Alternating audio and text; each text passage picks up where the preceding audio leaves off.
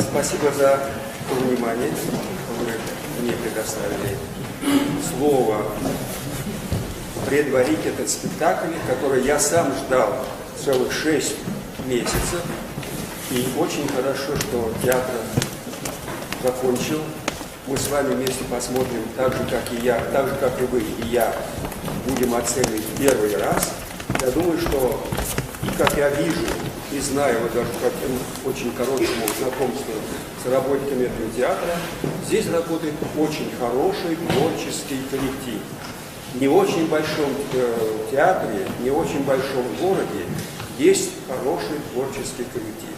Коллектив, который взялся за осуществление пьесы автора, который писал когда-то и другие пьесы, но автора, который... Вот сегодня мы с вами беседовали о том, как преподавать национальные языки, литературу, культуру и так далее. Вот как раз эта тема сегодня на этом спектакле и защищается. Пусть это на русском языке, потому что театр русский, и благо, что русский театр берет национальную вещь, переводную вещь, и решает эту вещь так, как автору хотелось бы это видеть. А перед тем, как вот начнется этот спектакль, я хотел бы немножечко дополнить то, что я там не сказал вам, потому что действительно время наше ограничено довольно. Единственное могу сказать, что я ваш родственник, действительно, и правильно немножко отметили.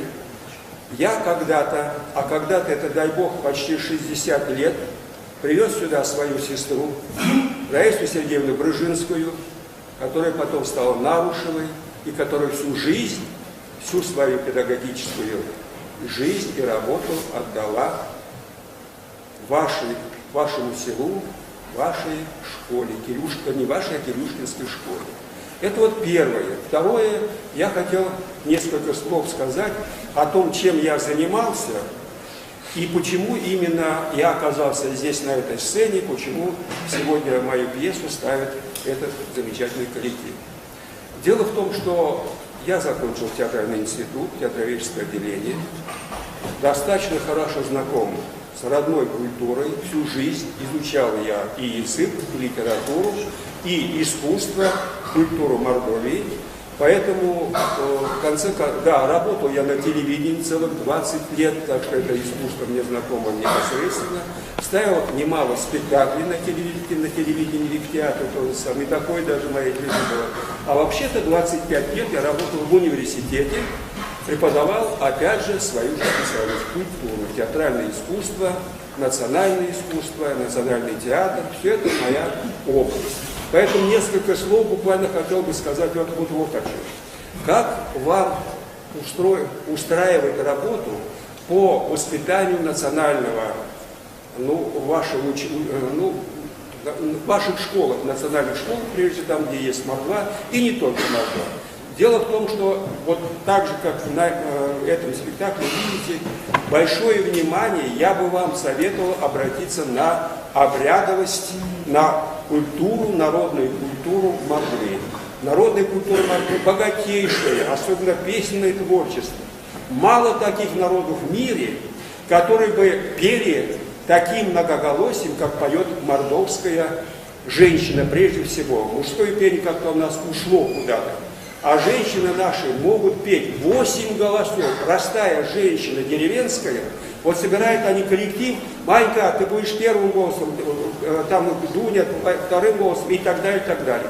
И вот простые женщины, необразованные, даже неграмотные, могли петь. Ну, сейчас, к сожалению, их почти не стало уже. И вот когда идет у нас ежегодный фестиваль, то уже мы этих старушек, родных, милых старушек, уже не видим. Они ушли куда-то. А молодежь, к сожалению, и наша с вами вина, мы не воспитываем любви. Мы никто не воспитываем, воспитываем, но не можем, никак не можем воспитать любовь к своему искусству, своей культуре, где именно человек проявляет из себя вот любовь к своему отечеству, такому маленькому, да не только маленькому, но и большому, через культуру. А где прежде всего мы можем вот сейчас встретить пока отголоски той культуры? Это прежде всего наша обрядность, наша праздничность. Я не буду говорить, перечислять все эти праздники, где есть действо, где есть игра, где есть песня, где есть танец, где есть переживания большие, где есть поэзия, очень высокая народная поэзия. Они все, я назову вам книгу, они все в этой книге есть. Это, я не думаю, что я хвалить себя буду ни в коем образом, но есть такая книга, которая называется «Мордовская народная драма». Большая книга. И там, в этой книге, даны 10 пьес, которые построены на обрядовости Мордвы.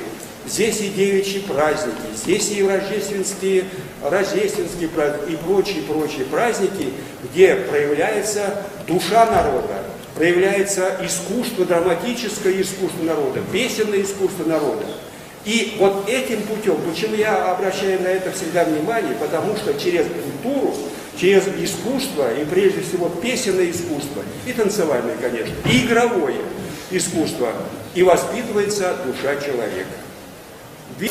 Вот я хотел бы себя, прежде всего, пригласить, и, конечно, вас, на тот спектакль, который мы сейчас с вами будем смотреть. Я думаю, что этот творческий коллектив очень творческий, и мы получим определенное удовольствие. Да, единственное, что хотел, я просто забыл, вот эта пьеса, это самая первая пьеса в серии 25 пьес, полнометражных, порой очень больших пьес, которые посвящены жизни Мордвы, прежде всего. И не просто Мордвы как таковой, а семьи одного рода. И этот род начинает вот в пьесах моих существовать с момента поражения Пугачевского восстания. Участники Пугачевского движения дальше развиваются, естественно, здесь и русские офицеры появляются, здесь и Денис Давыдов, 812 год, вот, кстати, праздник 812, победа над Францией, по-моему, по всей стране ничего не празднуют совершенно. Так, отголоски какие-то, а ведь огромнейший праздник, 200 лет победы над французами. Вот есть такая пьеса, и так далее, и так далее. И вплоть до действия моих этих пьес доведены до сегодняшнего дня, когда рушится наше село, полностью рушится. И вместо наших прекрасных крестьян, колхозников и жителей сел появляются люди, которые строят коттеджи и прочие, и плевательно это село, которое пустует или пустеет совершенно и погибает. А где еще есть культура, великая культура, как не на селе? Вообще вся культура откуда вышла? Только из народа. Только от народа мы перенимаем то, что потом перерабатывают эту культуру люди, которые посвятили себя культуре искусства. Так что 25 пьес, каждый имеет свой период, в том числе и освобождение болгар из-под ига Турции, где участвуют наши, кстати, везде участвует этот род, продолжатели этого рода. Вот и так я довожу действие до сегодняшнего дня. А сегодня самая первая пьеса, в которой будет рассказывать о том, как люди оказались, можно сказать, на необитаемом острове и выжили с помощью любви. У меня в пьесах всегда есть любовь, причем очень большая, для меня это кажется, любовь мужчины к женщине, женщины к мужчине. Никаких этих дрязг, которые мы видим каждый день на телевидении, нету. Уж если любят они, то уж любят по-настоящему. Поэтому вот для меня это самое главное в качестве человека. Любовь, прежде всего, дружба и помощь, взаимопомощь и помощь. Вот это самая главная идея всей моей пьесы. Всех моих всего.